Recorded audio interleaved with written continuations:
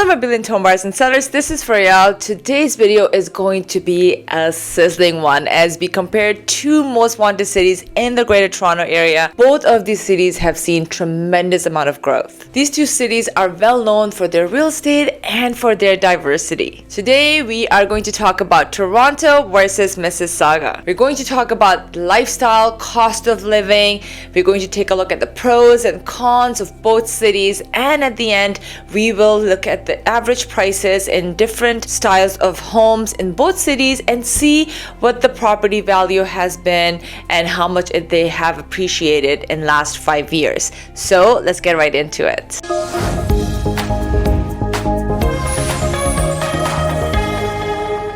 Toronto and the city of Mississauga are one of the largest cities in Canada, Toronto being the number 1 on the list and Mississauga being number 7. However, keep in mind that both cities offer unique experiences with their own challenges that make it very hard to choose between them. Number 1, we're going to talk about the economic hub. Mississauga offers a very robust and diverse economy. It is home to several 500 Fortune companies. You have industries such as pharmaceuticals, manufacturing. You have financial institutions that call this city their home. Financial institutions who have their offices here. Also, the strategic location of Toronto Pearson Airport in Mississauga makes it very attractive for many businesses to want to make the city their home. Now, when it comes to Toronto, it is an economic hub globally, hosting a diverse area of industries such as you have finance, technology, film, and media. The city's dynamic and forward-thinking business landscape is a magnet for international investments, which contributes to its sustained growth and cultivating a lively job market as well. Number 2 is cost of living and lifestyle. Toronto has one of the best music scene. You have the best bars, clubs, you have little speakeasies. It has a very vibrant nightlife. You have great restaurants, hippie cafes. You can go to Kensington Market, especially during the summertime. It becomes so lively because you have live music going on everywhere. People are enjoying a variety of foods. It's very like a street market kind of affair. You have a drink while you're shopping at a local store, or if you're looking for something more vintage style, you can go to Ossington area where there's tons of vintage stores and amazing food. You also have Queen Street where you can go for upscale shopping. Trinity Bellwoods, a famous park among Torontonians where a lot of people gather just to hang out and have a picnic on a nice summer day. Then you have neighborhoods such as Liberty Village, which is known for its creative and vibrant environment. You have sporting events, you have different exhibitions, you have beaches right by Lake Ontario, or if you're looking for something fancy, King Street got you covered with all those fancy restaurants. I feel that Toronto is a kind of a place where there's something for everyone, and each neighborhood literally has its own unique, distinct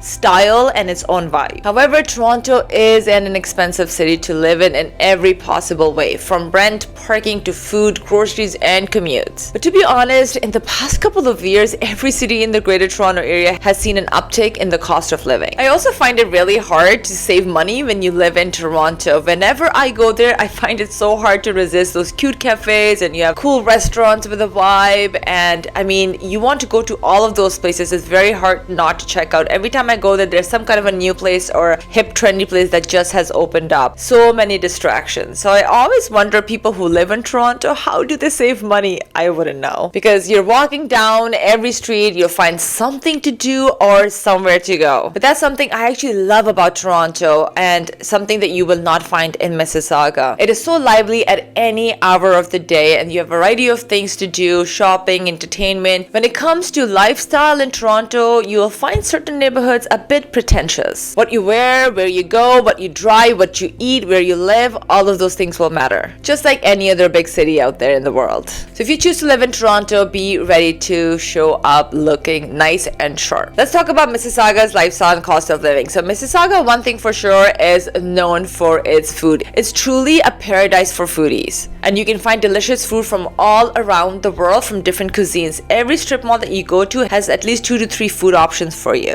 There's one that has caught the attention of many people from outside Mississauga, known as Food Street Plaza. Believe it or not, it has 20 restaurants in one plaza located in Churchill Meadows. I truly get really confused every time I go there because there's so many options. But to be honest, that's all there is to do when it comes to Mississauga, is to eat food, because there's very limited options for your entertainment scene. Because a lot of people who want to enjoy their nightlife or want more variety, they usually end up going to Toronto because it's such a close drive. Mississauga is more of a suburban area focused on family-oriented activities. So many business owners I find over here stay away from trendy ideas in Mississauga and stay towards more traditional things to do, such as eating food as a family together, because of that reason. Living in Mississauga, what I don't like is that over the past years, the city, which is more of a suburban city, is trying to be like the urban city of Toronto. The city started to lack a bit of character. Everywhere you go, it's pretty much the same. All neighborhoods look alike. The only neighborhood that offers a bit of more character and you have more mom and pop shops, it will be Port Credit, or you can go to Streetsville Village. And even there, I see a lot of mom and pop shops are closing down, which is kind of sad. Another trend that I've noticed in recent years, that many times people who move from Toronto to Mississauga are because they can't afford to live in Toronto. And Mississauga seems to be one of the best options for them because of its close proximity to Toronto. Now, I could be wrong here. What do you think? Let me know in the comments. Now, living in Mississauga used to be relatively cheaper compared to Toronto. However, that is not the case anymore. Rents are as expensive as they are in Toronto, so is the food cost and commuting. I mean, there is not a lot of difference anymore like it used to be. I would say that these two cities are pretty much becoming alike when it comes to cost of living. Now, in Mississauga, you're able to get a bit more square footage for a bit less price when it comes to real estate as compared to Toronto. I will talk about this a little bit more in the detail later in this video. When it comes to diversity, both cities are known for their multicultural population, and I feel compared to other cities in Canada, Toronto and Mississauga both have done an excellent job in bringing the different communities together. Now let's talk about the infrastructure. Comparing Mississauga to Toronto, Mississauga is very well connected city with not only Toronto itself but all the other major cities as well. You have easy access to all the highways, the condition of the roads are really good, and there's less traffic congestion as well as less construction throughout the year. But keep in mind, Toronto is a bigger city, but what I've noticed over the years, a lot of people keep complaining about the non-stop construction that never ends in the city of Toronto. Now, Toronto also has its subway system, which makes it super convenient to travel within the city without a car. However, over the recent years, the Toronto's transit system has earned its reputation of not being hygienic and unsafe. In Mississauga, you definitely need a car to get around because the distances are far greater from point A to point B as compared to Toronto. Not a lot of places are walking distance, and I feel in Toronto you can live without a car. In fact, it might be a better option that you do not own a car in Toronto, just because if you're renting a property or even if you have a house, sometimes you might have to pay for the parking separately, which can be very costly. If you're renting it, it can cost you anywhere from $100 to $500 a month depending on the neighborhood you're in. So that is one less expense you have to worry about when you're living in Toronto. And then I've seen many people who live in Toronto tend to rent a car if they're going on a road trip outside Toronto. Let's talk about real estate. You definitely pay the price if you want to live in one of the most desired cities such as Toronto. It's the cost that comes with all that the city has to offer. So Mississauga has become really famous among the new immigrants, so has gained that popularity in the recent years, which has definitely driven the real estate cost higher. Now let's see what you can buy in both cities in the current market and how much properties have appreciated in the last 5 years. Okay, so I have created a chart for you guys to really show you comparing two cities, Toronto and Mississauga, and the real estate. So different types of home and what has been happening in past 5 years. So I took the data from 2018 average prices in December to compare it to 2023 month of December. So in condo apartment, we saw that there was more increase in Mississauga. There was about 42.89% increase in past 5 years when it comes to condo apartments as compared to Toronto, which is only 19.33%. Also keep in mind, Toronto has a lot more competition as well, and also a lot of newcomers who come in, they tend to move to the city of Mississauga because of its affordability. They still are closer to Toronto, and that way we have seen quite a bit of a jump in demand for condo apartments because a lot of people, it's an entry-level home for them. They get into that and then they move up from there, right?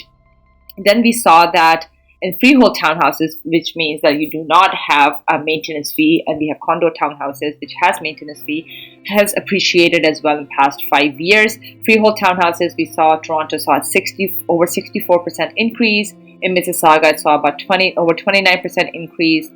Condo townhouses, we saw that in Toronto there was a 41.73% increase, and in Mississauga about over 35% of increase. So there's quite a bit of increase in past 5 years alone in every type of home. When it comes to detached homes, we saw that Toronto saw an appreciation of just over 41% increase, and in Mississauga we saw about over 31% increase. So nonetheless, we have seen that properties have appreciating in double digits in past 5 years in both cities. Of course, keep in mind homes appreciate more in certain neighborhoods than the others in both cities. And the numbers that I've shown you are just the overall averages in both of the cities. We also know that Toronto is a pretty big city compared to Mississauga, so there's a lot of neighborhoods within the city of Toronto that are undesirable or considered unsafe and just not popular. So that definitely affects the overall average prices in the city. In the end, both cities have seen appreciation in the real estate world. Many people who decide to move to Canada want to live in these cities for obvious reasons, of course, such as you have safety, high quality of life, diversity, you have job market, great infrastructure, and the cold weather is pretty bearable here as well. However, in recent years, there's a growing concern that the quality of life in both of these cities has been declining. Both of the cities are unable to keep up with the fast growth in the population and the demand. Do you live in any of these cities? I would like to know what changes you have noticed or challenges you're facing right now. Let me know in the comments below. If you like content like this, don't forget to subscribe to my channel so you will be the first one to notify when we talk about and explore other major cities in the Greater Toronto area. Until next time, have yourself a wonderful day. This is Faryal signing out.